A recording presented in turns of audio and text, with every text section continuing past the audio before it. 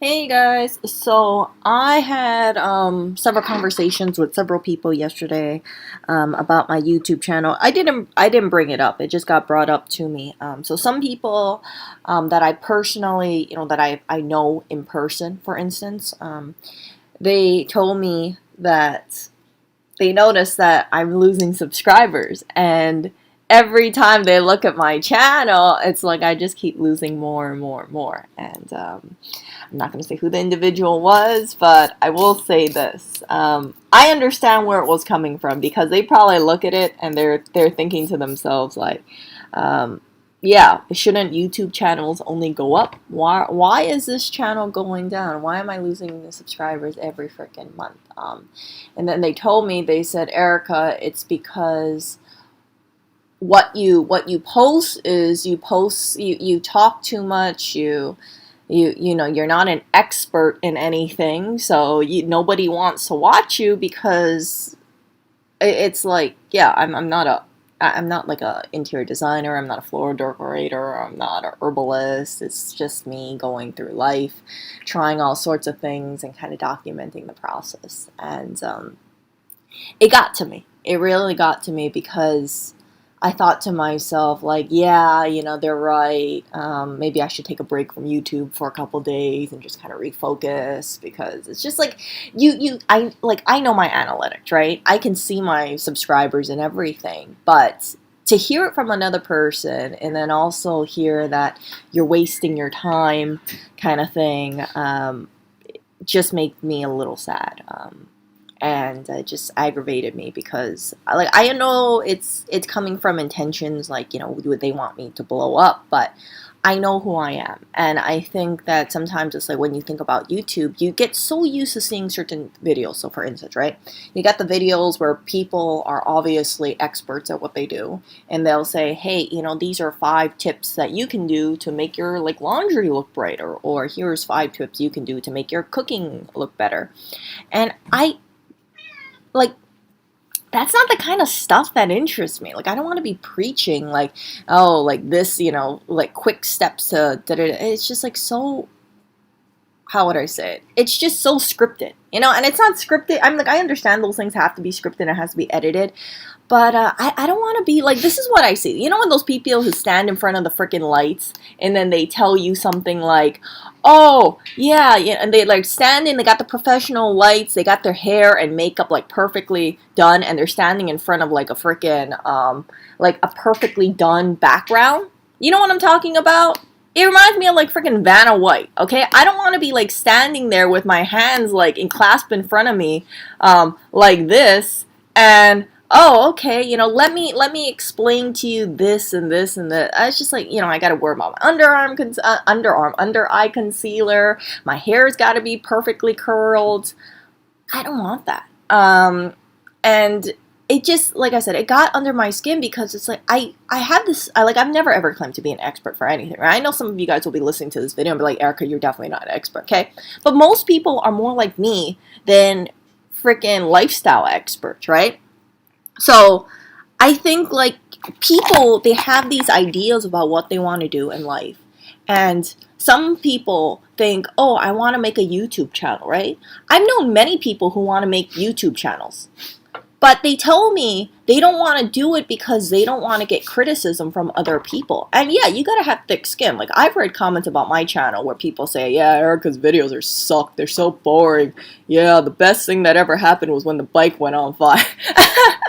And I'm like, okay, you know what? You're entitled to your own opinion. I get it. Like, I like watching the Vines and TikTok videos too, okay? And sometimes, like, yeah, it's like, different kind of things. But I don't have a YouTube channel where I just constantly am looking for people's like validation, like, oh, everything Erica says is awesome, right? I don't script this stuff. If I cared a lot about that stuff, I would have a script. I would do multiple takes. I would make sure I have my lighting. Would just, you guys get what I'm talking about.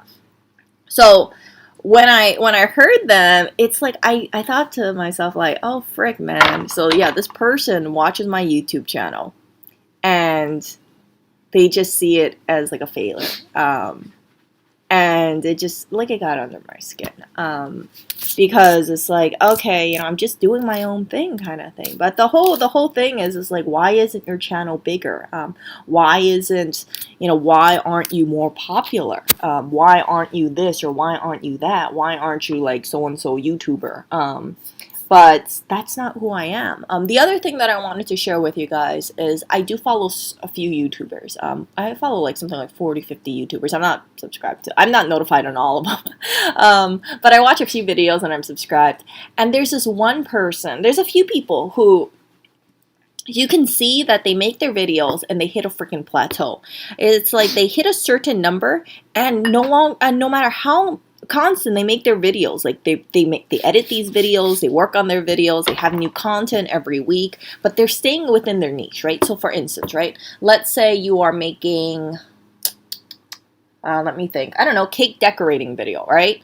So you keep making your cake decorating videos, how to make a better cake, different designs on cakes, but that doesn't mean that you're gonna get hold on, you guys. That doesn't mean you're gonna be getting like tons and tons of subscribers. Like, I would say that the YouTube market, and people could say I'm being pessimistic, people can say I'm a loser, I don't really freaking care too much. But the YouTube market is very competitive. There are so many people who make videos about cake decorating, cooking, yoga classes, fitness classes, very, very saturated. And sometimes it's like people, if they decide to put themselves out there a little and they're not getting the subscribers, let's say like this person who has over 1 million subscribers, or let's say they hit 500,000 subscribers and they're constantly getting in like 20,000 views, and they look at their channel and they got like 300 subscribers and 10 views, and then their family or so or their friends say like, oh man, so and so's making these fitness videos but they only get like 15 views.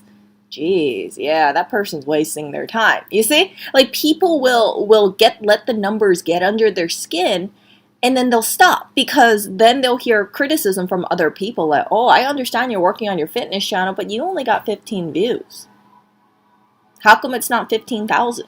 Why aren't you like Athlete X or something like that? How come you're not bigger? And then they could say like, oh, it's because you're not good enough. You're not a good enough fitness YouTuber or something. And it's pretty destructive. I've seen people on YouTube be pissed off because their numbers stay around a certain level, and it's so much higher than mine. Okay, we're talking like people who are hitting 6-figure YouTube subscribers, but yeah, for me, it's like mine is just like a little itty bitty channel. So, and then you can see it like pisses them off, and then their content kind of goes decline because they're like, I don't even know why I do this kind of stuff anymore. My YouTube channel isn't doing that great. I don't hit the certain milestone that I want to hit, and I've been working on this, let's say 4 times a week. You hear about this kind of stuff, and then they post less and less, and then after they post less and less, then the YouTube algorithm's like, F you, now you're posting less, now we're going to show it to even less people. So yeah, you gotta, if anybody wants to make like a YouTube channel, hold on, you guys.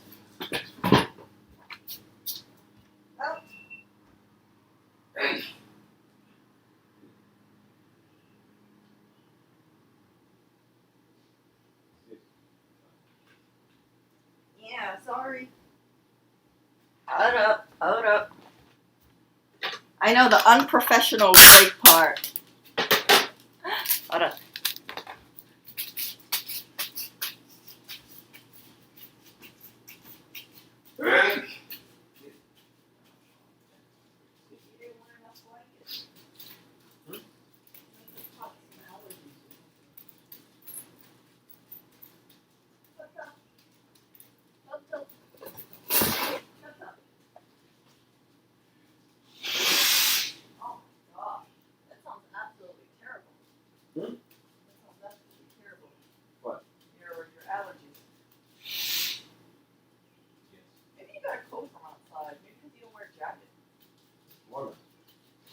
For you, I don't know. For me, I'm cold. You don't mind. I got a healthy stash of jackets and sweaters. I got more jackets and sweaters here than I have tops. Okay. So, let me see. Yeah, so if you want to make a YouTube channel, and I just want to let you guys know that you will have people who say things like, yeah, you're wasting your time. Yeah, how come you aren't bigger? And I would say this, like, don't ever cancel yourself out, okay? If you want to do anything, okay, not just even a YouTube channel, right? But let's say you want to, I don't know, freaking have any subscription service, I don't know, like ebook thing, whatever, social media stuff, Instagram, Facebook. Like, you got to work through it. You know, you're gonna have people who don't even like who let's say they don't have a YouTube channel, right? Or they don't have an Instagram account, and then they'll be like, how come you only got 1,000 YouTube subscribers, or why do you only have 100 YouTube subscribers? Like, how come you don't get more? Oh, your content must suck. And yeah, it's like, okay, well, yeah. So I just hope that you guys don't like X yourself out. And this is kind of like the nature of the beast. You put yourself out there, and then if you have like subscriber numbers or followers, right? Instagram has followers, or Facebook has like some kind of followers or group members or something like that. Just know the kind of stuff that comes with it. And if your numbers go down, then that could be a sign that you need to change something. But don't take it to heart, and don't let it paralyze you. Because, like, again, I saw that one YouTuber where they got so pissed off that they're always fluctuating, right? They never hit this like 100K milestone, and they did, and then they're stuck under 100K. I don't know what it is. Their videos are like way better than mine's. And they're really considered an expert, and I can kind of see that just their mental state has just been deteriorating, because they're getting all pissed off and salty about YouTube, and they're like, frick it, screw this. And then when you lose hope at this kind of stuff, right, people pick it up, and then it doesn't turn into, it's like, how would I say? If you lose hope on this kind of stuff, and then the algorithm decides to punish you, then you're even digging yourself a digger hole. So if you end up with any plateau, you got to work through it, or you got to be okay with it. But don't cancel yourself out. Okay. Yeah. Yeah. So oh my gosh, I don't want to do no freaking tech. I feel like the world is. I know what's gonna happen. I'm gonna get like freaking you guys trolling me about like, man, I came for expert cake thing, and I got some wonky ass cake. I'm like, what? Jeez, I was never an expert. I never claimed to be an expert. Yeah. But that's how life is. And I found that, when I was younger, right, this would have gotten under my skin a lot more. But now it's like, okay, I'm not the only one. Other people have the same kind of issue. Even for people who make, let's say, Etsy shops, right? I've spent a lot of time looking on Etsy. And there are some people who have really good packaging. And I see them, and I'm thinking like, oh man, they've had their store since 2020, and they've only had like 35 sales. Damn, that's depressing. Right? Because here's the thing. I can tell you from the backside of things, right? Like, if you want to make an Etsy store or something, and let's say you want to do like a certain concoction or serums or salves, you need to buy all the ingredients. And these ingredients can add up very quickly, because you're also including in packaging. So you got the little containers and the boxes and maybe the filler stuff, or the nice little decorations that you put inside, the custom stickers, and yeah, your labels, your nice professional looking labels. People don't use the freaking they don't put the freaking Dymo label on there. If you guys here, let me show you guys this thing. Like the freaking address label, Avery. Yeah, they don't stick something like this on there. They tend to be a bit more professional. And they got these things that look like it's freaking Lush or something. You guys don't. Okay, I'll show you guys what Lush is later. Hold on. Hey. See you. What did you say?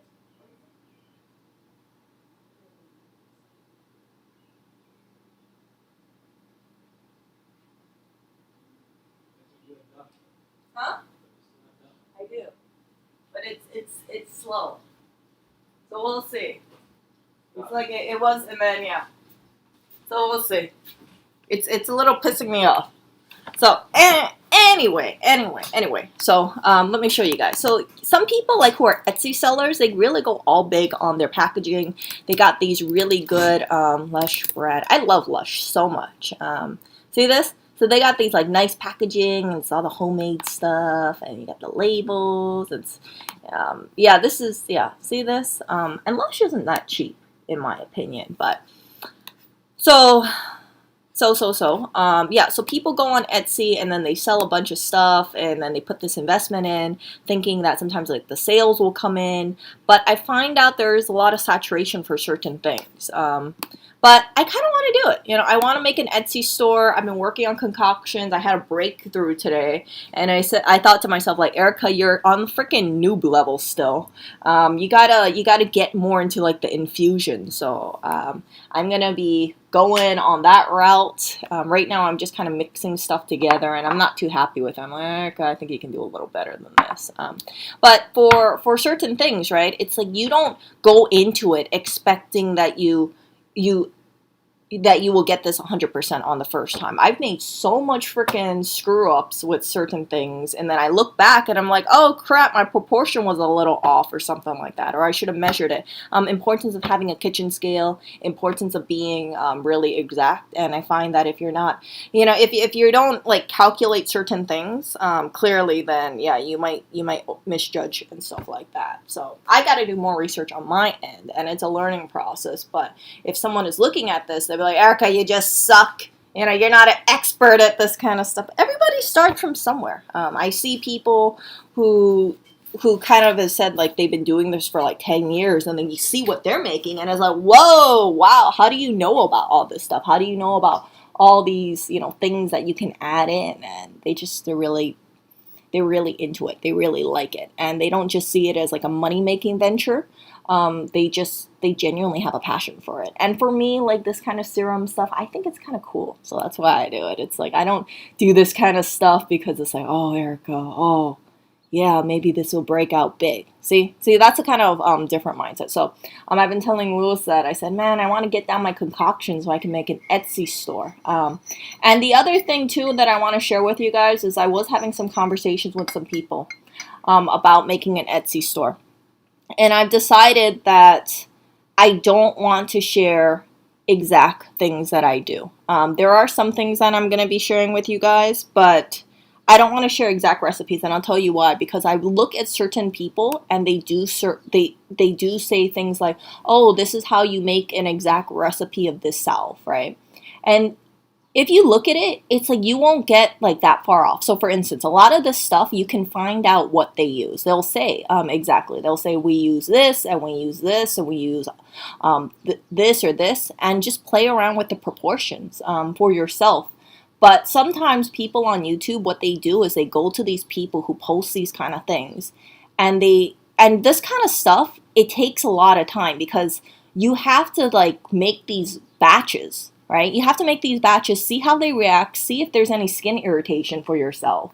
And if something feels off, or if it just like doesn't feel right or something, it feels like too greasy, or if it feels too thin, like you kind of tailor it. So it's not just, oh, okay, just put a bunch of stuff together and then heat it up or something, right? You gotta have like this balance, because sometimes you could have interactions. Maybe this is like maybe this is too harsh. Maybe the concentration of this is too high. And yeah, people are always learning. I find out for skincare stuff, it's like some people are like, oh, I've been playing around with this stuff for batches for months. So when I see YouTube commenters, right, you see women, or I shouldn't say women, but when you see people who sell on Etsy who say, okay, this is something that I make and I sell at my store, and then this is, something very similar to it. Do you know what people do? People write in the comment section, say, man, this is really great. Yeah, I'm going to sell it on my Etsy store.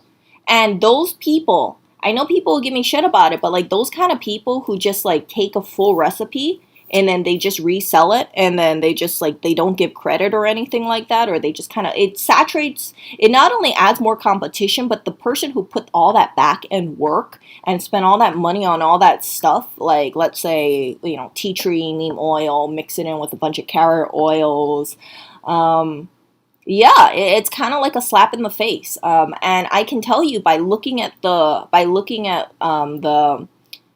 the YouTube hits, right? They're not making as much money as they could have if they just, yeah, by sharing this kind of stuff. So if you share certain recipes, right? Like the skincare market for certain things, let's say like an herbal hand cream, right? Like not too many people are looking at that kind of stuff. Typically, people who are looking at that stuff, in my opinion, they could also be Etsy sellers who are looking to expand. Because for me, I'm looking at these recipes too, but I'm not copying anything like 100%. I'm looking at like 10 different recipes and kind of like gauging, like, oh, okay, that's what they do. I don't want to take anybody's full recipe and then just say like, oh, okay, yeah, this is mine. Let me charge, this much for their kind of hard work. So I don't want that happening to me, because it's like, yeah, it's like all these, some people, they put a lot of work and effort into that. And then, yeah, what they do, it's like, it's cannibalizing their own sales. And then you got these piggybackers who just look like, oh, I don't have to put in the work and I'll just let so-and-so person do the work for me. And, contrary to what people might think, you might think, oh, okay, well, if you make a YouTube channel like that, Erica, shouldn't you blow up? Actually, I disagree with you there, because I look at some of these hits. It doesn't, how would I say it?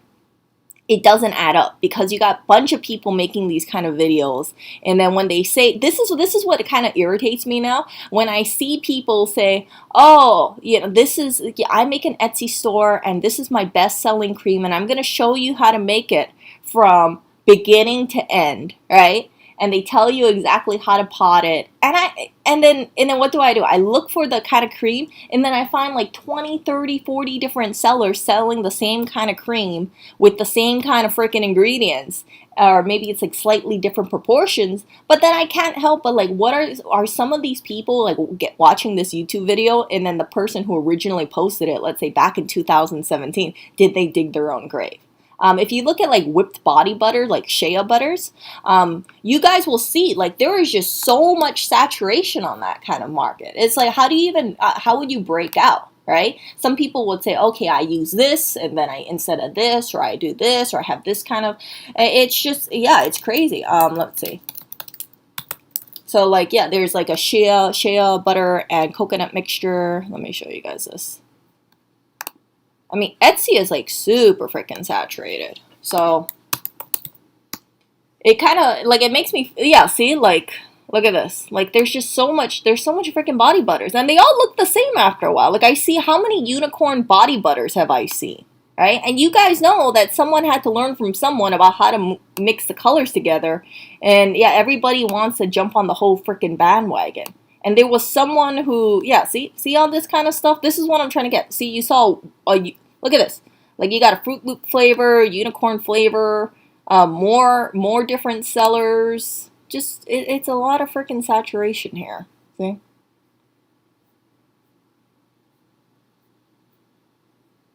See that?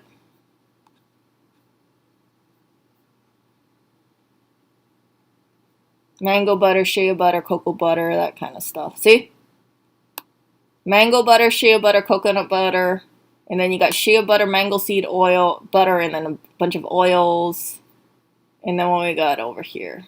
I don't know if you guys can see it. Yeah, so it's basically the same freaking thing. Oh, see, look. Shea butter, cocoa butter. See, you noticing a trend here? Because I'm noticing a trend over here.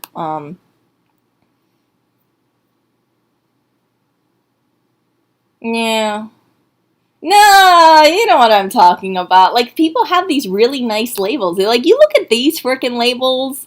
Like, this isn't like slap your own stuff on there kind of label. Like, they're really nice. They're really professional. It's like they had the clear packing labels on there. Like, this label looks really nice.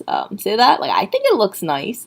And some people, I can tell, like, they put a lot of money trying to make a nice product. But then because there's freaking saturation, or because they're copying other people, like, who the frick needs more body butter, right? Let me show you guys the Shea body butter. Like this, like freaking, okay, banana with butter. Okay, see? So, yeah, you got, how much freaking body butters do you have over here?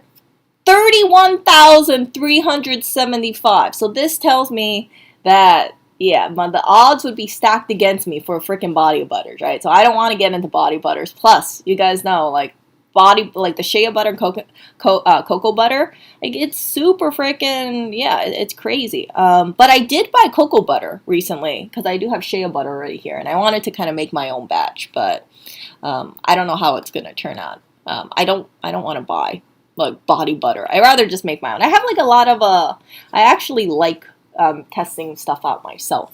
You see, but again, a lot of this stuff, it's like if you wanted to make your own body butter, there's so many YouTube videos showing how to do it. You can have basic recipes. You can add different oils if you want. So for instance, right, if you find olive oil is a little too heavy, you can use something like sweet almond oil instead. You could be using what else is there? I heard jojoba is kind of light too, but yeah, there's like all sorts of oils. You don't have to be limited to one recipe, but it's all about experimentation, experimenting, and yeah, just if anybody wants to make an Etsy store, and I know I shouldn't be saying this because I don't even have an Etsy store myself. Just understand that, yeah, you might see people who have like 40,000 orders, and if you only get like 2 orders, they had to start somewhere, and you have to start somewhere else too. So yeah, if anybody wants to make a YouTube channel, Instagram, Etsy store, I would say go for it. Go for it. But just have that mental block within yourself to say, I'm right here. This is where I'm at right now. And I don't, you gotta recognize that you have to start from somewhere. Like if you have these kind of like mindset, or if you have like other people telling you, it's like, oh, how come your Etsy sales aren't higher or something like that, then yeah, you're just gonna be weighing yourself down. And I think it's very dangerous, right? Because people are not, and not just outside of Etsy sales, like some person might be doing something on their own, or maybe they're doing some entrepreneurial venture. And then a person would say, oh, yeah, so I see you open the storefront. Oh, your sales aren't doing that good? Oh, yeah. See, I kind of knew it was a waste of time opening that kind of, catering business or something like that. But everybody, in my opinion, should go after something that they want to do. And if they fail, like, so be it. At least you can say you tried. If you don't put yourself out there, I feel like a lot of people just look at the sidelines and then they think like, oh yeah, I would love to do that. But yeah, they cancel themselves out. So I'm a real big fan of people failing. You guys know like William Hung, I did that video yesterday about him. Like I admire him. Like crap, I wanna make him like my freaking ringtone or something sometimes. I'm like, yeah, every time I feel like I'm a little self-conscious or something, or a little insecure, I just be like, yeah, look at William Hung. William Hung could sing She Bangs in front of national TV, in front of millions upon millions of people, and I'm feeling a little insecure about, having like a little this or that, or yeah.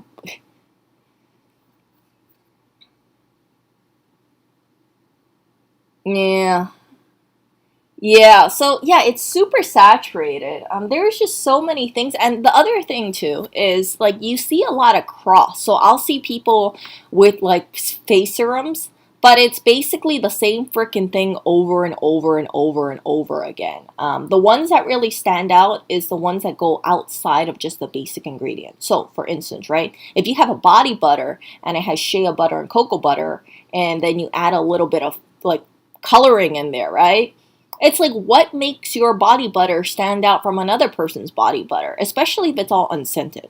And people would say, "Oh, it's the branding. Oh, it's maybe the packaging, or maybe it's the quality of the body butter." Okay, I'm not a body butter kind of connoisseur. Okay, but it's, yeah, so if a person just like has a body butter out and it's like the freaking standard ass shea butter, cocoa butter mixture, and that's, with some carrier oils in there, right? Like say like olive oil in there. It's like, okay, well, great. Okay, now you're one out of 31,000 people with a body butter product. What's going to compel people to buy your body butter? And you got, like I said, you got copycats who are taking these YouTube recipes that people are doing. People who are a lot more aware about herbal infusions or body butter mixtures and stuff like that. They're taking a recipe and then they're just freaking slapping their own label in it, because like I said, I've read the comment section of certain videos, and they say, yeah, this was a really great mixture. I'm selling it on my Etsy store and it's selling pretty well. And then you got another person who's like, yeah, this is great. Yeah, I'm going to put it on my Etsy store. It's like, oh, for frick's sake. So the person who came up with the original recipe, like I said, right, they're shooting themselves in the foot because this great recipe, it's like now you have to compete with all these other people who have the same freaking recipe because you shared it. See? Oh, no, I was talking about body butters, which is a highly, highly saturated field. I implore you guys to look up freaking here. Let me show you guys like freaking Shea body butters. And Face Shop sells this kind of stuff too. See, so you got rose, you got strawberry, you got of course the raw materials. You got pineapple body butter. What else? What is this? Orange body butter, coconut body butter. See? So you know what? Let's make it real freaking simple. Unscented.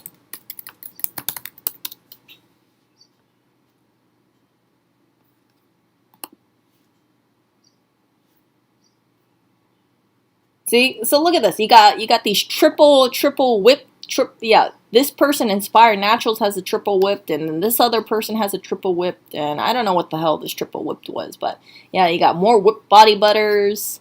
See that? Strawberries and tripled whip. See all this stuff? More whipped. Okay, so let's look at the ingredient list, because you can actually read the ingredient list for this stuff.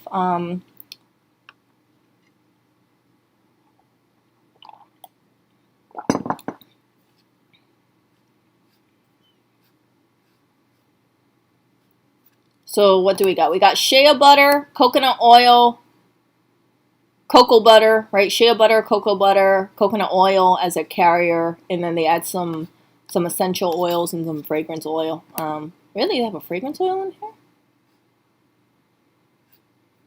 Yeah, so the fragrance oil is not essential, it's a synthetic. So fragrance oil would be like birthday cake, or fragrance oil could be something like frappuccino flavor. Frappuccino scent. So it's a chemical composition. It's not natural. It's not like you extract it from a rose or something. So yeah, see, so we got whipped shea butter. Let's see what this is.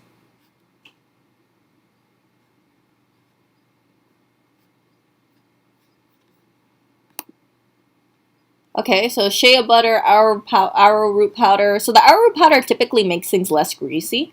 And then sweet almond oil. Remember I was telling you guys about that oil. Vitamin E is preservative, and they use kokum butter, right? Instead of cocoa butter, they're using kokum butter, and then they're using coconut oil. So yeah, it's not too much of a difference between this kind of stuff. So anything that really stands out is something.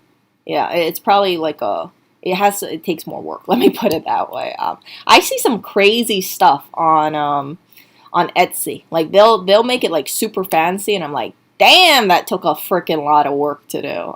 It's just like tons and tons and tons of stuff. And then that kind of stuff, of course, right? You have increased costs as well. See, so this is mango butter, right? Shea butter, coconut oil, some kind of wax, and some kind of cornstarch. I'm assuming the cornstarch makes it less greasy, kind of like the other guy was using arrowroot. Yeah, and the emulsifying probably makes it less greasy as well.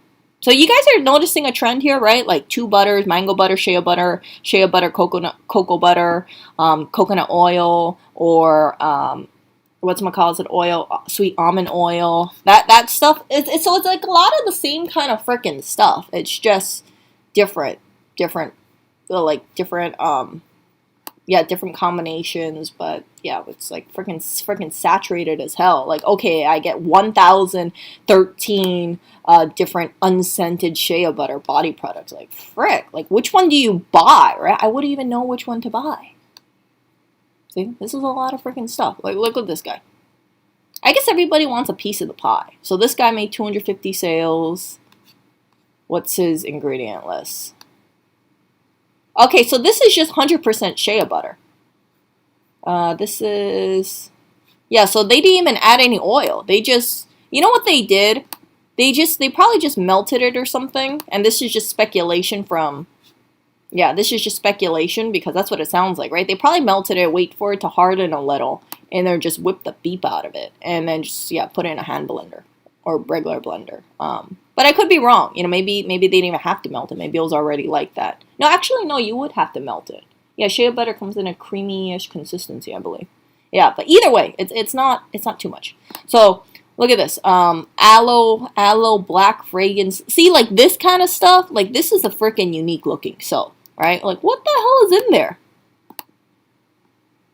That looks like some kind of root in there. Let's see. Is that really aloe in there? Yeah, let's check.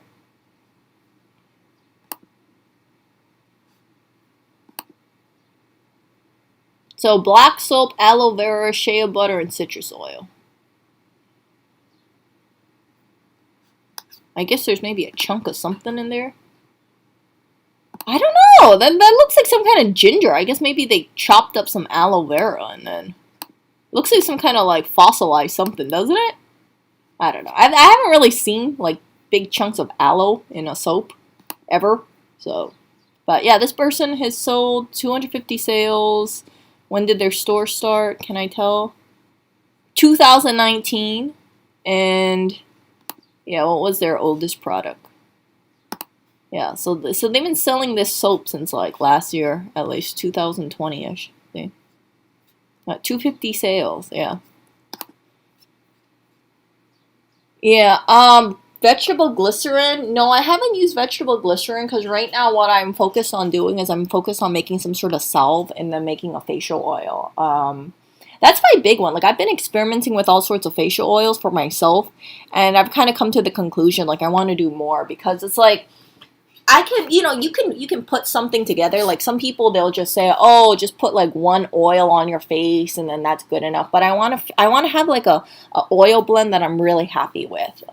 And yeah, the downside about if you decide to go down the slippery slope of, let's say, uh, like making your own blends, if you're experimenting, yeah, it adds up. Like initially, I only spent I think about $60 on this stuff, right?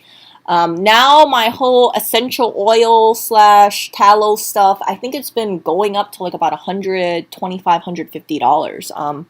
But it provides me countless hours of entertainment. So I kind of think like, yeah, compared to watching a movie at a movie theater, I got way more bang for my buck. I definitely got more than freaking 50 hours of stuff. Like I spend about, let's say, 2-3 hours usually like looking up skincare stuff, and I do that almost every single day, right? So I've been making batches, and after I make the batches, I'm like, oh, let me see how it is. Sometimes I'll come back the next day, smell it, okay, yeah, never mind, I don't really like it. So I'm just like looking at stuff, and then I've kind of realized like, okay, I rather just buy more unique stuff. And then when I do that, right, that's when the cost goes up. Instead of having, let's say, a body butter, and I'm not planning to get into body butters, but instead of having like a body butter, which is like 4 different stuff, right, cheap stuff, shea butter, cocoa butter, coconut oil, some sort of like, I don't know, some sort of, yeah, that's basically it. And then some kind of fragrance oil. Like you can add other stuff in there if you wanted to, right? And then but that increased the cost. Like well, let's say instead of using regular coconut oil, let's say you use a more expensive oil in there. Or let's say you put an oil in there and then you had it steeping, but then you put other herbs in there as well. Those herbs can cost money. See, so that's what I'm trying to get at, and that kind of stuff. It's like in my opinion, it would be good to try out. So I'm thinking about getting into herbal infusions and seeing how that works, and seeing like, oh, okay, if I tailor it so it's a little bit more special, will I like my blends a little better? Who knows? Maybe I'm just getting increasingly picky at this stuff because it's like I look at it and I'm like, Eric, I think you can do better.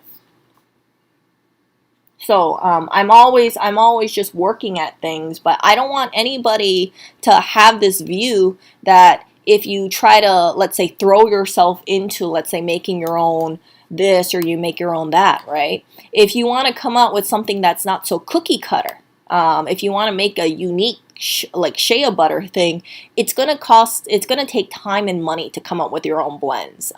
There are people, for instance, right? They've done things. Let me find out what the best one. Can we find someone with a really big body butter company that I can't think of it? Okay, let me show you guys. So yeah, there's so much freaking saturated. So a lot of the rainbow ones, look, unicorn body butter. See how this, like, which body butter do you pick? Oh, whoop-de-doo. You got cocoa butter, shea butter, coconut oil, and jojoba oil.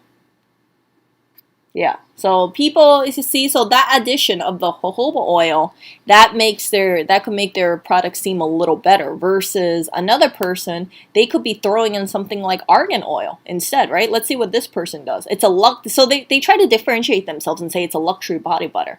What is in here?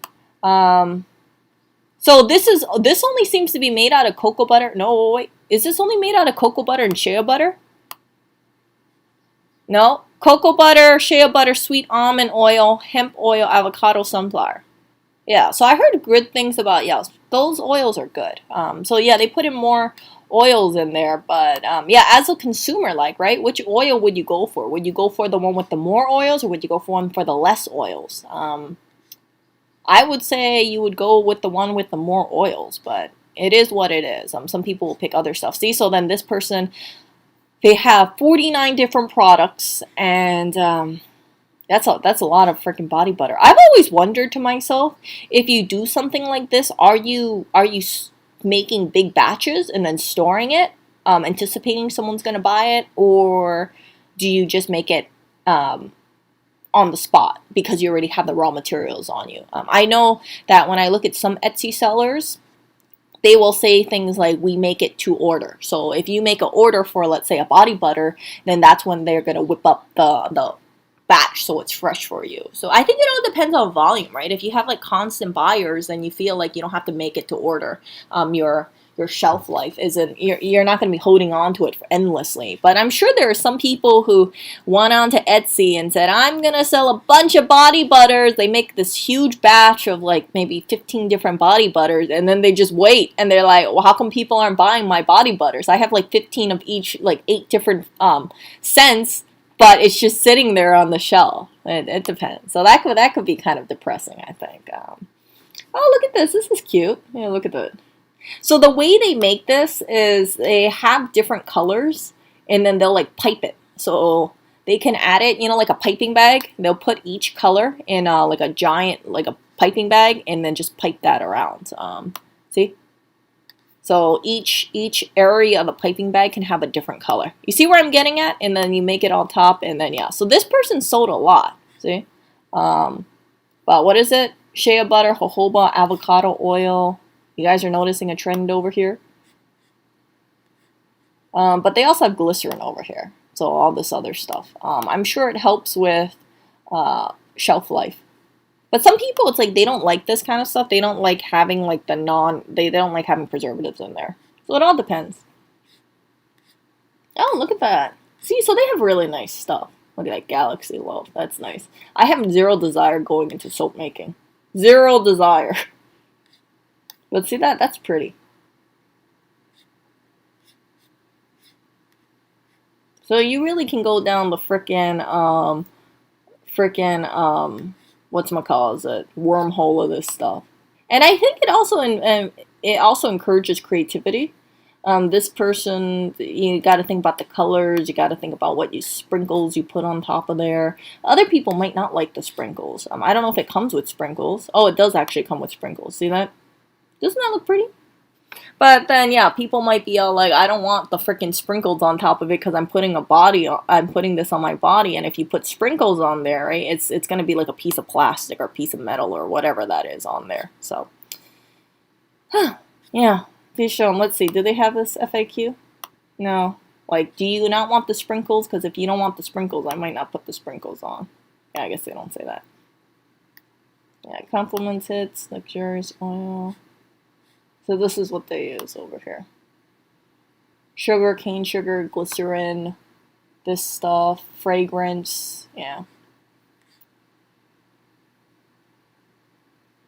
Oh, and yeah, the other stuff too about this stuff is summer's coming up, right? So you can ship this kind of stuff, but if it's like 100 degrees, this stuff is gonna melt, and then people might get pissed off. Like, how come my stuff is melting so much? Like I can tell you straight from like the stuff that I make, if it was put in direct sunlight for a long period of time, it would be melted completely.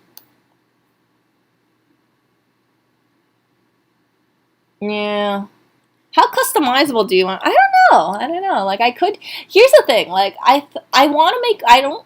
Okay, I don't want to make body butters. At least for now. I was thinking about making like a lip product or something, but it's not. It would be something that I'm actually really comfortable doing. And I feel proud of what I do. I don't want to make any like freaking cookie cutter. Like, oh, okay, I'm gonna just make another body butter with like two ingredients and like whip it up and like ta-da, right?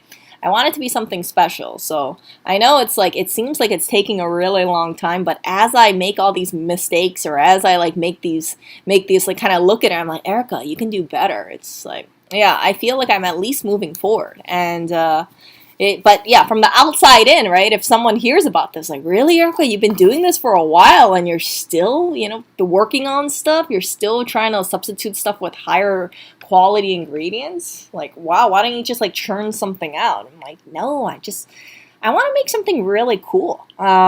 Really, hold on, really cool. And I think I have a good idea about which direction I can go, like what exactly I could put in there.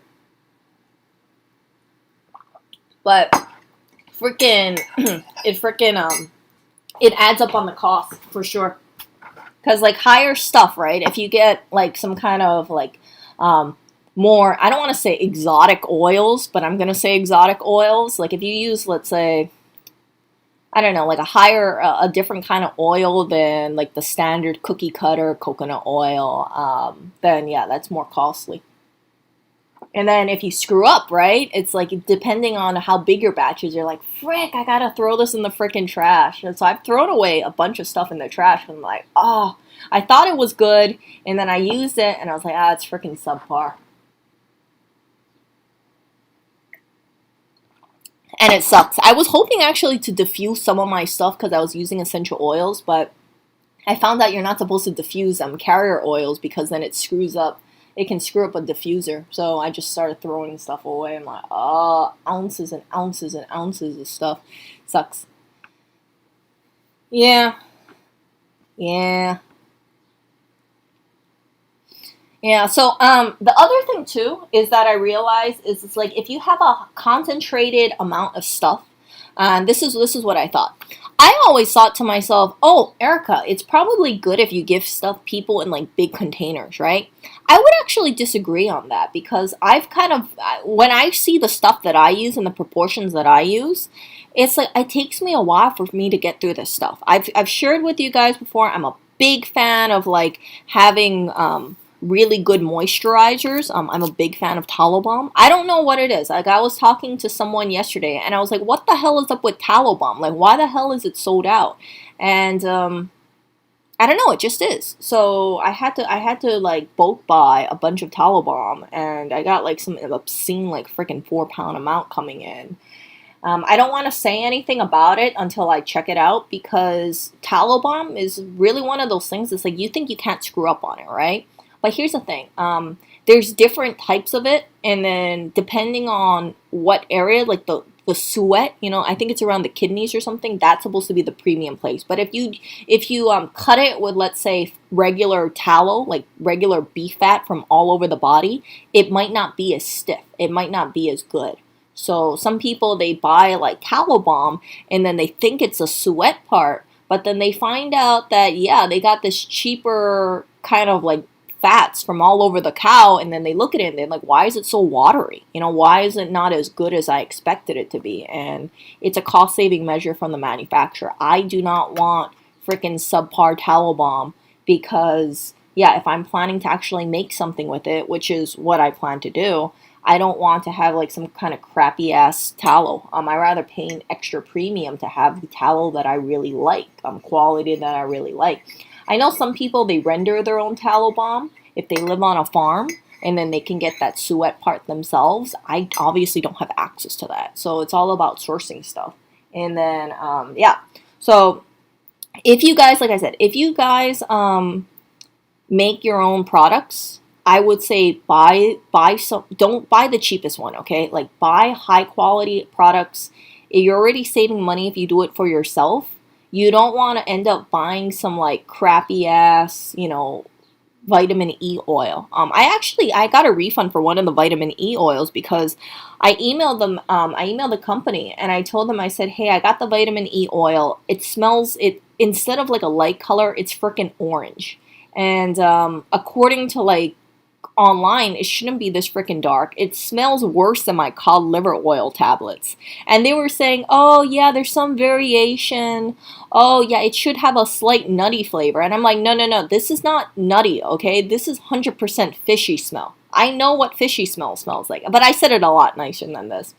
But yeah, they said that I could return it, and then afterwards they thought about it. They said, nah, just keep it. And I'm like, so, yeah, instead of using it, I just thought like, man, I'm gonna buy another vitamin E oil instead because I don't want no freaking fishy, oil. So, according to what other people were saying that the freaking oil, like some people said it got rancid. Some people like it, other people it's rancid, and I think that some people could buy stuff and they don't even know if they have rancid oil or not. But I looked at it and I smelled it and I thought like this does not look normal. According to their own things, it should be a light colored nutty oil. That freaking thing is like Cheeto orange. I don't know what happened. And the expiration date was in 2022, so I know it wasn't like I had expired oil, but yeah. So there's different kind of vendors that you could buy this stuff from. Of course, if you buy it from, let's say, somewhere like Plant Therapy or Eden's Garden, it's going to be more of a price premium. You're going to be paying for more expensive stuff. However, what you can ensure is more higher quality, unless you feel like you have a supplier that you can run with. And I think I found a supplier, but I'm going to have to double check. I'm going to have to like look at the stuff when I get it in. That, yeah, I feel like, okay, this seems like it's high quality stuff. And yeah, because Eden's Garden and Plant Therapy doesn't have everything. So sometimes like people, they try different sellers, but then there's some questions because, like, as I mentioned in my previous stream, right? If you buy certain essential oils, you're trusting that it's authentic, but sometimes it's like these companies will say, oh, it's real, but instead of it being, let's say, $200 for a vial, they might only charge you $50. And then they're claiming like it's 100%. And then people test it and they're like, there's no way this thing is 100% because it's not crystallizing when it's refrigerated. So that implies that either A, they put a different they diluted it with some sort of carrier oil, or it's just a fragrance oil. But you can't tell unless you do lab testing yourself. So this is very much something that I think people need to keep in mind if they do want to, let's say, go into skincare. They do want to like make their own product or sell their own product, right? You need to have this kind of, you got to do your own research about this kind of stuff. For me, like, I don't want to put in like some kind of crap on my own personal skin because the stuff that I make is for my own personal use right now. And I would not sell anything unless I feel really confident about the mixtures or the concoction. So yeah. So again, don't skimp out on stuff. I know that sometimes you might see some cheap stuff on Amazon and you might think like, oh, this is such a great deal. This essential oil is so freaking cheap. But if it's coming, let's say, from China, and some of these stuff, I see the oils coming from China, okay? I'm not gonna like hate on all Chinese stuff, but I'm just saying like don't be surprised if they cut it because I hear about some companies saying like some people saying like yeah it's been cut.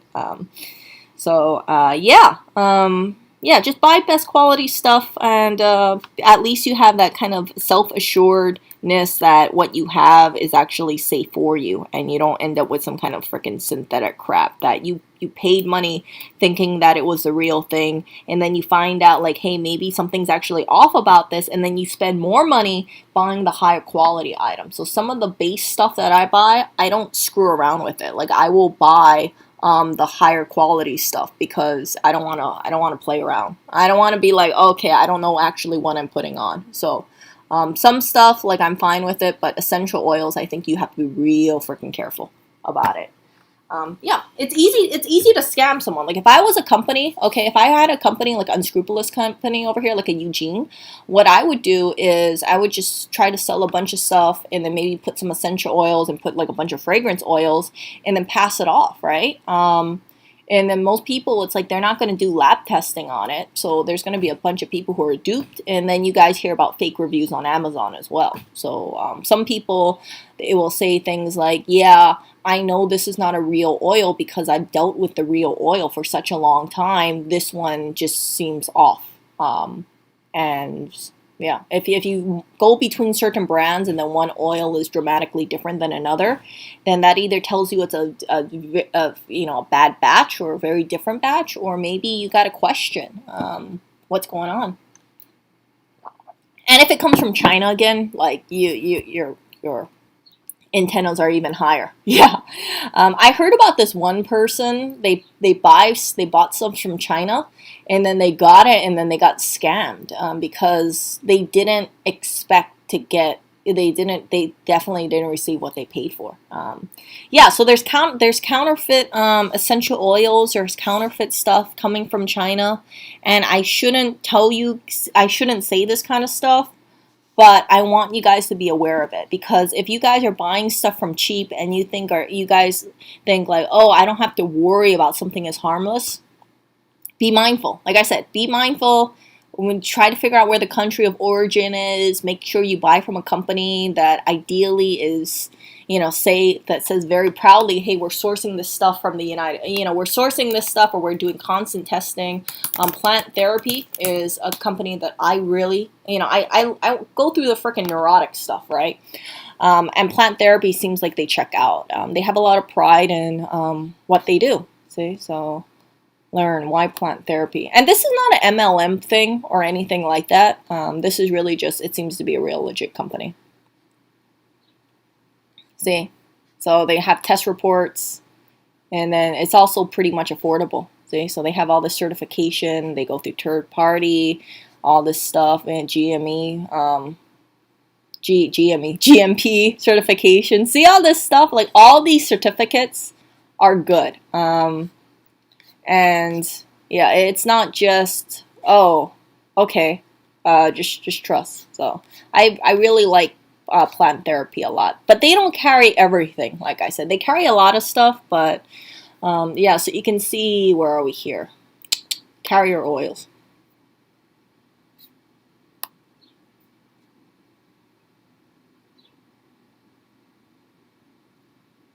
I also heard mountain rose herbs is good too. See. So let's see, avocado. So if you compare the price of this compared to some other places on Amazon, this could be more expensive. But I trust Plant Therapy than some freaking no-name rebranded generic brand. You guys know what I'm saying? Like if you look on Amazon for certain things, like you'll see all these companies. Let me show you guys this one. Shit.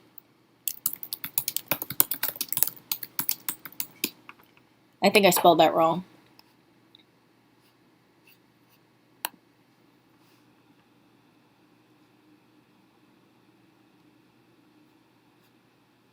See, so you got like, yeah, so some companies, like you look at it, you got like Majestic Pure, you got Sulu, you got, US Organic. And yeah, I don't think you're going to get really screwed over with apricot oil.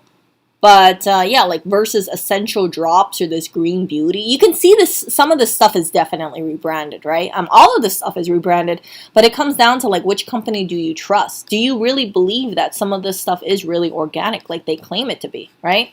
Like this one over here, right? Look at the cost of this one: 16 ounces for $13.99 versus Plant Therapy's one is $19.95. And then yeah, look at this. You got like this Dr. Adorable, and yeah, see, more apricot kernel oil. Yeah, so I mean, like apricot kernel oil, I'm not too worried about it, but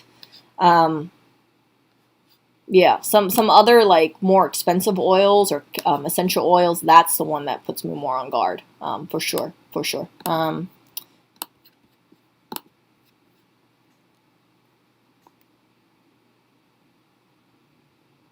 Yeah, yeah, but when you do like premium stuff, right? Like so, for instance, right? Let's say you wanted to buy Emu Oil, which I heard is really good. Okay, let me show you guys the price of Emu Oil. Oh crap! See, plant therapy doesn't even have it.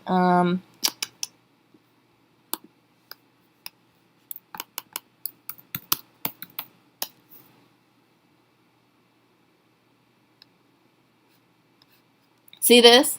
So you have like some companies like they'll sell Emu Oil, and I'm sure like most of this stuff is fine. Okay, but if you buy it like from some other company and you let's say it's like you look at it and you're like wait a second, this doesn't look normal or something, then yeah, you just kind of you don't know if this is your first time buying it. You don't know if it's really like is this a substandard product, this is how it's supposed to be. So when it comes down to like a higher value thing like Emu Oil, I wouldn't really play around with that. I would go with a trusted seller. I wouldn't go with something like look at this. Okay, here we go, right? So Emu Oil. Um, this one, let me find the price. Prayer problem, 4 ounces. So you can see the big difference in price here. So you can get 16 ounces of Emu Oil for $45, or you can go with the USA made one for 16.95. You see the big price difference? This is 287 an ounce versus 424. And then you got this one too. You know, this is 181, this is 395, this is 250. This oil, like I don't know, like our artisan making this kind of stuff. Like, is this really legit Emu Oil? Is it a cheaper oil? You guys get what I'm saying? Like, is it a lower grade Emu Oil? You don't know. And yeah, it's just like I kind of think about certain things and I'm like, oh geez, if someone is like making a bunch of Emu Oil and like this one, I heard uh, Pure Montana Emu Oil is really good, and yeah, this one they want $9.14 an ounce versus over here, you see right next to it, you can get 16 ounces for $39.99. What's the big price difference? You get 4 times more for $3 more. See? Just makes me a little suspicious sometimes. Like this one's a USA made, Bella Terra. I don't know what that one is. Where does it even tell me where it's from? Oh, it's from Australia. Maybe it's legit. Maybe it's not. I don't know. I don't know. But yeah, when I see price differences like that, it just makes me a little worried. This person says it actually works. Yeah, and then this person says that, look, they used it and they suspect that it's not pure 100% because they had a reaction with this one versus using, it looks like to be a more expensive one. They didn't. So that's what I'm trying to get at. Like, you don't know. You don't know at all. But then the downside too is that if you try to cheap out on certain things, right? And let's say, yeah, if you try to cheap out on certain things, it's like maybe your product isn't that great, actually. Maybe it gives it an allergic reaction to someone because, yeah, something is not pure. So you got things like this, right? I don't know. Like I wouldn't be able to tell you which one is legit, except maybe go for the stuff that people are going for. Like there was another one that was really good. I heard Pro Emu is good. I heard the American ones are good. I know some people use this kind of stuff, but I can't comment on that, right? I don't know too much about Emu Oil, but yeah, the Blue Montana one I heard is people say good things about it. Allegedly, the Lade in Montana, this ranch one, yeah, the Montana ranch one. Allegedly, someone was recommended to specifically only use this brand of Emu Oil. But there's also another Emu Oil that I think is from Australia. I think it's Bio Oil, but I could be remembering it wrong.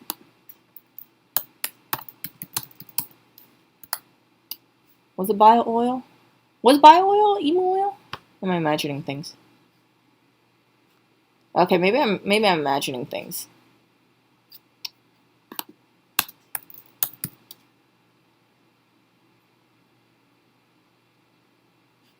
Okay, maybe I'm imagining. There was a freaking another one. There's an Australian emu oil brand. I think I confused it for that, but was it?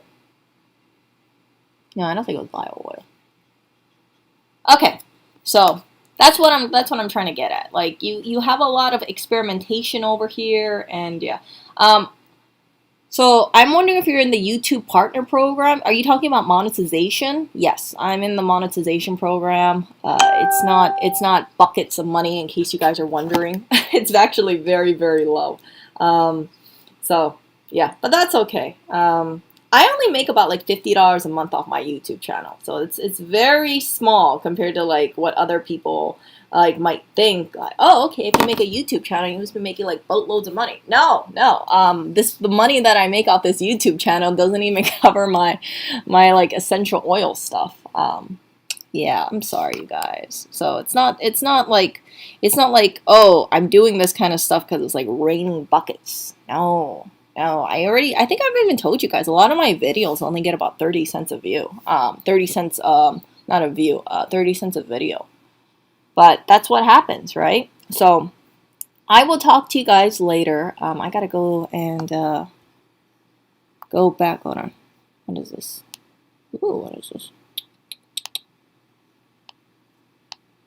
Yeah, I'm gonna go back and go down my freaking neurotic thing about this, but I wanted to share this with you guys. I know the video is freaking longer than I expected to be.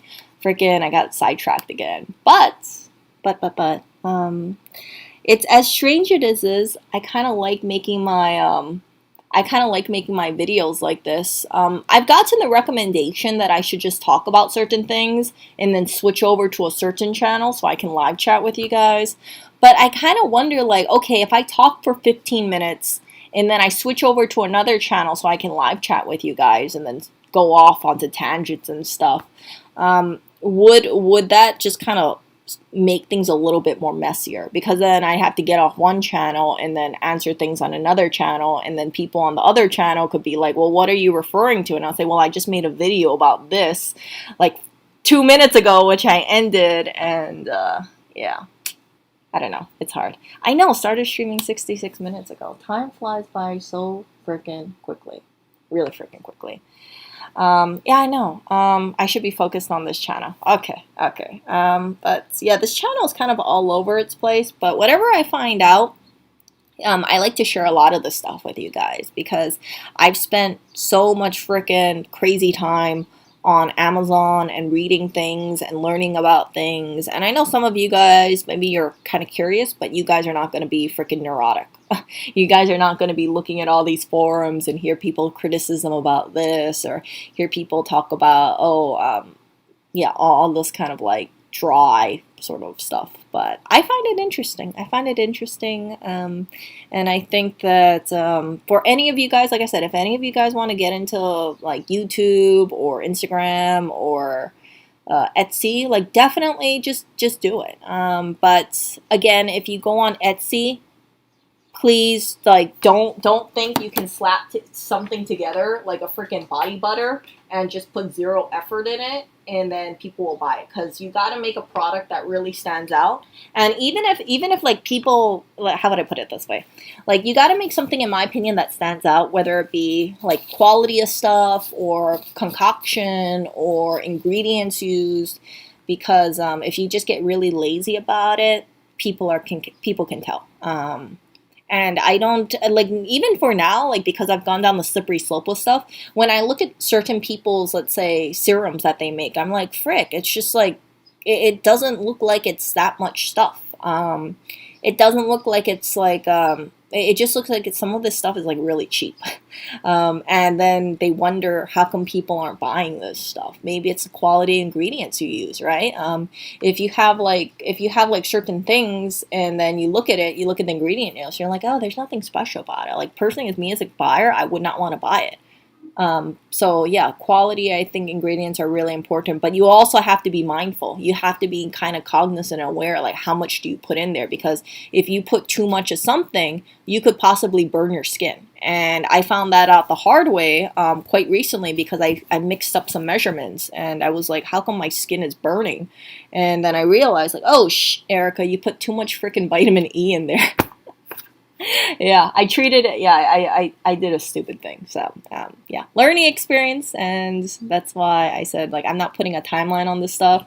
I'm just experimenting and learning stuff. I don't want to be like one of those people who it's like they feel like, oh, yeah, I got to like post this stuff on Etsy and people just buy it because if I post something that I'm not confident in, and I suggest that if you guys want to do Etsy yourself, you guys think this in mind. Like, if you make something yourself and you're not confident in, and you think like, oh, okay, I'm just gonna churn it out so I can sell it or something like that, right? People who buy that product, they're gonna look at it and they're gonna say, what the hell is this? Like, yeah, this is not good. So yeah, I don't wanna have that kind of thing. I want to minimize it, and if I do screw up, I just be like, oh, okay, whoops. Yeah. So I have like all sorts of things that I want to do, but I'm just kind of like focused on it. I want to make a really good lip balm. I want to make, of course, tallow balm. That's kind of like a big thing, but quality of tallow balm is incredibly important. Also ingredients that you use. I don't want to just go with like the freaking like basic tallow balm, but I want to just make like a special tallow balm. I also want to make like some sort of skin salve for skin. I think that's really important. And I've been treating it, like you guys know, I've been treating my little eczema thing with honey, and that's been helping a lot. But it just kind of made me think, like, is there something that I could do for myself? Because that I could help people, maybe if they have eczema or something. There's so much eczema freaking salves online, and I've seen so many of them. But here's the thing, like, you can't, like, some people they will say, buy this concoction and this concoction and this concoction, and you don't know if it's going to work on yourself either. That's a downside about this stuff because some people, it's like I read on the eczema boards and they'll say I tried this and I tried this and I tried an elimination diet. At the end of it, they spend hundreds of dollars and their skin doesn't change. So kind of sucks. But the good thing is the itchiness has mostly gone away. It does look like it's healing oh so slowly. But it's like, yeah, I still have hyperpigmentation, but it definitely looks a lot calmer than it did. I don't know if it's just because I keep a band-aid on it, who knows, but my quality of life has gone a lot up after Manuka honey. Not medical advice, but just something that I've noticed. So yeah, I'm really happy about that. But I don't think it's gonna. I maybe I'm a little pessimistic here, but I don't think this is gonna be the thing that really clears it up. I think maybe I have to actually go to an antifungal, but we'll see. I'm monitoring it. I just want this whole thing to go away. Um, so yeah, the whole situation with my whole eczema thing, that's made me a lot more empathetic towards skin irritation because it's like I did a stream about it and I actually, yeah, I think I just broke down on my stream because I was so frustrated about it. I was stressed out thinking about my eczema. And then I just was like, yeah, stress can exacerbate eczema. So the more stressed out you are, you're going to end up with a flare up. So while I'm monitoring my skin, I'm getting stressed out about it because I'm waiting because it's itchy, right? So I was just like kind of psychologically fucking myself over big time because stressed out, looking at eczema, and then skin not getting better because stressed out. So I had to remove the stressor. And I'm a lot more relaxed about it. Not happy about it, but I'm just like, okay, here's my little challenge. We'll see. We'll see. Yeah, see 11. I gotta lubricate the subscribe button. Yeah. You know what the thing is? Like, I've also liked the idea of scented oils, but I know there's gonna be some people who say, "Oh, Erica, scented oils. They want to stay away from it. They want it to be natural." So it's like between a rock and a hard place because I know sometimes people like the scented stuff. They'll be like, "Oh, I want to have something that smells like coffee, or I want something that smells like birthday cake." But yeah, it's like you add that in, right? It's not so pure. So I don't know, maybe that could be an option or something. But then I have to also play around with proportions as well because you don't want to have it like scented and it's like, oh, jeez, it smells so freaking terrible. Because there's not all scents are good, okay? Like you might have one that smells terrible, and then you might have another brand that smells good, and then it just kind of goes, yeah, yeah. So Yeah, there's a lot of trial and error, lots of trial and error, and I'm just kind of working through it. I can't wait till I get my frickin' 4 pounds of beef tallow in. Um, and when I get it, I think I'm going to be playing around with lots of stuff. I'm also going to be buying some more oils, and then I'm going to be doing infusions, and then see how that works. And then with the world's large supply of beef tallow and oils that I can just play around with proportions and then get inspiration from other people, right? You can always, like, if you want to look at a recipe online, you can play around with things. So, for instance, right, if a person uses something and they say, oh, use this oil, and you can swap it out for another oil and see how it is. Or if they use, say, let's say, use 50% this and 50% one oil, instead of using one specific oil, you can try to do 25% of one oil and 25% of using another oil. But it's just like a whole lot of freaking stuff. And like I mentioned, right? Test batches cost money. It takes time. It costs money. I have so much freaking notes that I took down. It's a little crazy. And yeah, at the end of it, there's some things I'm like, yeah, I'm pretty happy with it. And then there's other things where I'm like, oh, for frick's sake, like this sucks. Yeah, like this absolutely sucks. Like here's Erica's freaking failure number 7 or so. Here's more stuff going right through the trash can. Oh well. Oh, I worked at a tea import. Why don't you want that smell at home? I'm curious because it's like, it must smell. I would think like smelling tea would be really nice. I don't even know what smell is good because it's like I had to think about it too, right? Because some people they might say, "Oh, I really like the smell of coffee," but do you want to apply the smell of coffee to your body every day, right? That could be kind of tiresome in terms of a scent.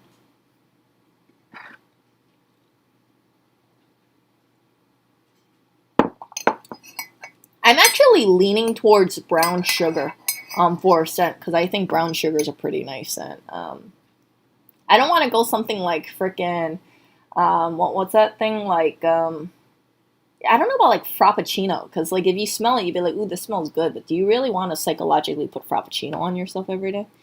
Oh, concentrated. Ooh. Oh, jeez. Okay, thanks for letting me know. Concentrated smells like that. Oh gosh.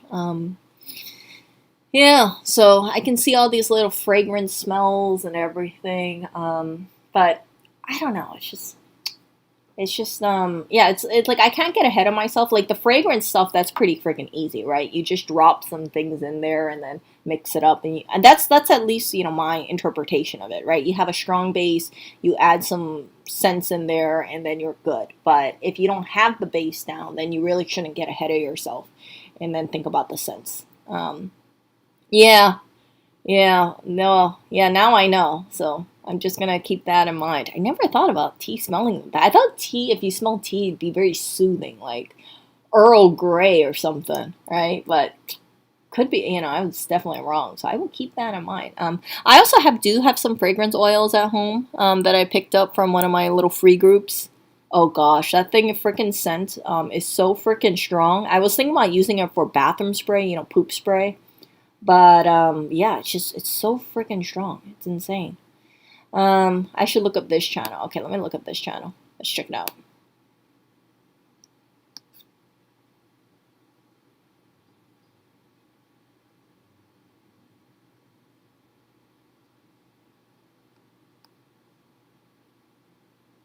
Ooh. How much were you? Yeah, I never ask for people like to subscribe because it's just like it's so I don't know, it's so inauthentic to my. Oh, thank you, Shy. Catching a stream before bed for Oreo and the cats. Yeah, well, if it makes you feel good, the cats already beat you to bed. I think Oreo's still sleeping. He's sleeping somewhere. I'm talking about Oreo, okay? Not to go off too much on one sidetrack. Um, I spoke to my dad yesterday, and I told him, I said, yeah, Lewis has been joking around that um, if we were to break up, he would give me Oreo. And my dad said, yeah, of course he would give you Oreo. And I said, why? And he told me, he said, because Oreo's a money pit, Erica. And I said, what do you mean Oreo's a money pit? He said, Erica, I know he's the most expensive cat to take care of. So of course Lewis wouldn't want to get rid of Oreo because he's costing Lewis money. And I was like, he was right though. He's right because all the dental stuff is Oreo. All the probiotics is mostly because of Oreo, cat steps Oreo, prescription food Oreo. Yeah, like the food costs for the cats. I think I shared it with you guys. These cats eat $65 a week in food costs. Yeah, because it's this freaking prescription food. And I would love for the food cost to get much lower, but it doesn't. Yeah, so Oreos of the three cats cost more than the food that I have for my week. That's how expensive this freaking cat food. I think it's like $3, $3.50 or $3.60 for a can. It's freaking crazy. And you know, Tubby Oreo always wants more food, but he's gaining weight, so he is a very expensive cat. So yeah, my dad maintained that if Lewis wanted to save money, he would get rid of Oreo, and that way, instead of having to spend $65 a month on $65 a week on food, it would be substantially lower because the expensive poopy cat would be gone. I was like, geez, you're so mean, Dad. You're so mean. Like, but Oreo's so cute. And my dad maintains that he thinks Oreo's the oldest cat because Oreo, he doesn't move as fast. You know, we have Costa Queen for him. We have probiotics for him. We have so much stuff. Like, I can't tell myself, like, Erica, you haven't been supplementing this cat enough. But there's just so much stuff that I've just been trying to give Oreo. And he's actually been getting slower as time goes on. He's getting slower. He's napping more. He's just enjoying retirement. So I really do believe Oriole's very much up there in age. What about making a steak and feeding Oreo chunks with it? Would it be cheaper and healthier for him? You know, the thing is that like I would have to supplement that too. And I'm just concerned about meat quality because like in order to feed a cat raw food, you have to put in organ meats as well. And then you have to supplement. I heard like some kind of taurine powder in there. And I'm just kind of worried about like the meat not being the freshest. Or yeah, it's kind of like a pain in the ass to feed a cat raw food because you got to prepare it, and then you can buy it, but it's freaking so expensive if you buy this freaking raw food already prepared. Like they have delivery. They have delivery for raw cat food. And I think it's like $8 a serving. Yeah. So I was like, oh, for frick's sake. You know, this cat is going to basically have steak tartare. And, yeah. But Oreo doesn't mind eating meat. He eats meat every so often. I give him like a little piece of meat and he's okay with it. But the other two cats, Clinton and Blackberry, they absolutely would not go on a raw meat diet. Yeah. Oreo's a special cat. He is the dumpster diving cat. Sometimes if he feels like I dumped something, you know, tasty in the trash can, I'll actually see him on his hind legs trying to dig through the trash can. Like he is not above digging through the trash can for something that smells good, especially if it's something like tuna. Then yeah, I'll see him just like dumpster diving for trash. He's so cute though. I love him so much, but yeah, he's just one of those cats. It's like just a lot of extra care. So as I've told you guys, right? Cats are cute. You can get a free cat. Oreo was a free cat, but you can definitely have cost maintained with that cat. And I just feel Oreo's really lucky that the food costs can be covered, and it's freaking expensive. But yeah, I've also shared with you guys, like I wouldn't be surprised if that's why Oreo got dumped, because Oreo has a sensitive tummy. He can't go on non-prescription cat food. We've tried all different kinds of cat food for this cat. We've tried all sorts of supplements for him, and he really just did the best with hydrolyzed protein. So, and the hydrolyzed protein stuff is expensive. He can't be on dry food because he ends up with the runs, even if he has prescription dry food. So, yeah, I wish the cat food was cheaper. I wish vet care was cheaper. I wish that costs for pets were cheaper, but it isn't. And at the end of it, right, if the cost is too high, then ultimately, like, a pet can just be given up, and it's a very sad thing. But, yeah, like I said, I really do believe it was cost and upkeep that made Oreo get dumped. It was not a behavior issue at all. But at least he's in a better home now. At least he's retired, and I'm happy for him.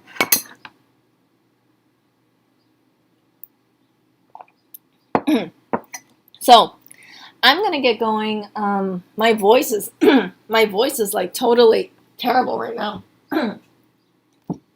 Yeah, more realistic. Okay, I wish for world peace. That's a more realistic goal. No, I don't. Yeah, I don't know. I don't think world peace is gonna be achieved. I think we have too much division out there, and it saddens me. I don't know if it's just me. I don't know if it's just because when I was younger I had a more idealized view of the world, but it seemed like when I was younger the world was more calmer. It seemed like the place was more, and there was more respect, generally towards people.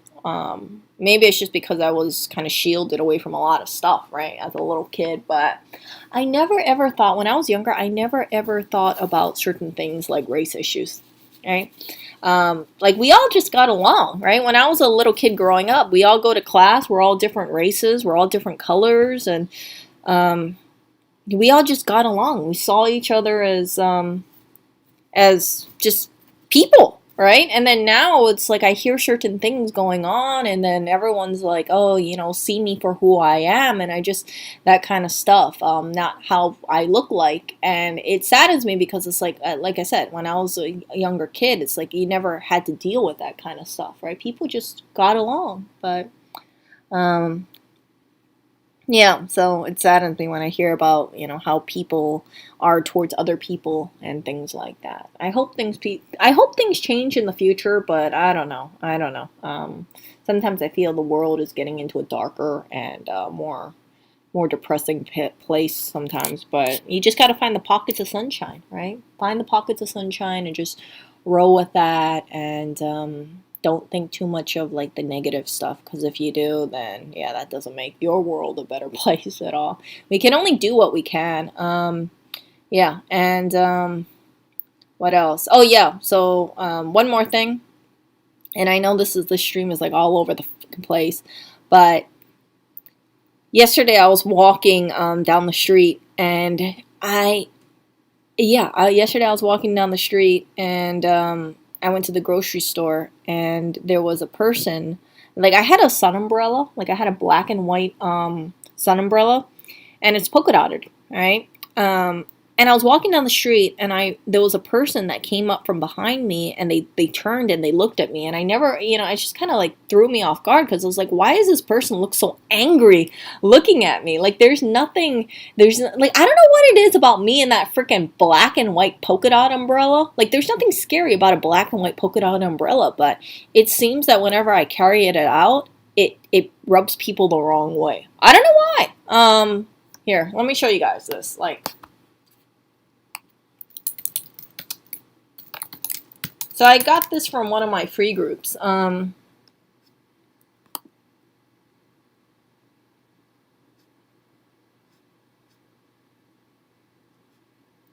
Yeah, so my umbrella basically looks kind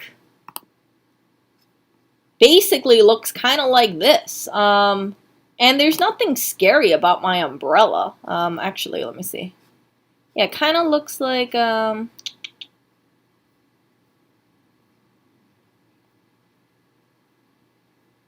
I mean, it's just a freaking polka dotted umbrella. Yeah, see like this polka dotted one over here? See the black and white one? It's like that. But yeah, for whatever reason, whenever I carry that umbrella, I notice like people are really pissed off at me. And I'm not blocking their way or anything. I'm just walking down the street with a freaking umbrella and freaking sunny day. And yeah, people look at me very aggressively for whatever reason. Very strange. I never had these kind of looks in Hawaii. Maybe there's something that about umbrella that causes people to get mad that I'm not aware of, because I never really thought of a sun umbrella being something to piss people off if I'm not in people's way. But who knows what it is? Who knows what it is? No, Hawaii. Yeah, Hawaii is like where I live in Honolulu. It's predominantly Asian, but we do have people of all different races there, right? We don't have like too many Russian people. We don't have too many Muslim people over there. But we do have, Pacific Islanders, whites, blacks, Hispanics. Not too many Hispanics, but we do have some. And I never thought about like the whole race stuff in Hawaii because it's like we're a mixing pot, right? But yeah, it's like here in New York, it's like different.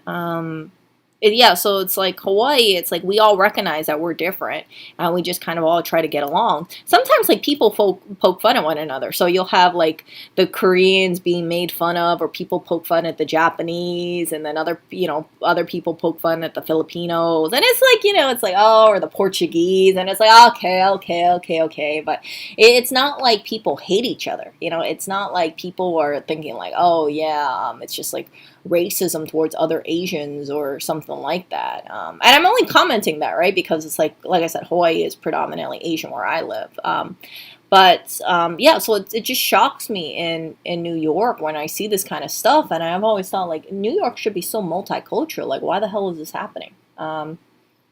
So yeah. No, it's a SPF umbrella. That's the whole thing about it. No, I'm totally fine with my little umbrella. It's like a big umbrella too, but yeah, it saddens me when I hear about certain things. It's like when I was in Hawaii and I heard about, let's say, people encountering certain situations. Like it's like I never had to deal with that kind of stuff in Hawaii. Like you don't really face that kind of stuff. You don't see that kind of stuff being outwardly done. Like yeah, maybe you'll have some people be against like whites. But it's not very many people. It's a very small, very, very, very, very small number. And yeah, it's just like, ugh. But yeah, in New York, it's like, oh my gosh. Yeah, so it makes me sad when I hear about people getting pushed and assaulted and things like that. And I just think, oh. Too cheery? Okay, maybe it's too cheery. I don't know. Maybe it is too happy. Yeah. I don't know. Yeah, I asked, because I asked Lewis yesterday. I was like, does this umbrella look? I don't know. This umbrella does not look intimidating, right? Like this. Does this look like something like someone you would think, man, that's a person that I really need to like. This person looks scary? Like, no. But yeah, people look aggressive towards me whenever I carry this little freaking umbrella. Yeah. Ooh, that's cute. That's a cute umbrella. Look at the blue and the flower one. I'm very biased towards that one. Oh, I like that one very, very, very much. Yeah, so I have my favorite umbrellas. That's it. Yeah, see, so basically, you see like this woman, that's how big my umbrella is, ish. No, my umbrella is like this. Yeah. But it has that little polka dotted print on it, and it's really cute. It's super cute. I love that umbrella so much. Yeah, I have this thing for my umbrella. I don't want to ever lose my umbrella. I don't want that umbrella to break, but I'm sure it's gonna break eventually. Let's see here. Oh, look, Uniqlo has an umbrella. That's cool. Let's see here.